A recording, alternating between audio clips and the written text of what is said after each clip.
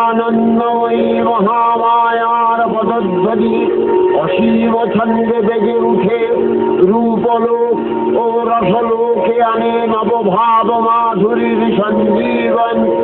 তাই আনন্দিতা শ্যামলী মাতৃকার চিন্ময়ীকে মৃন্ময়ীতে আবাহন।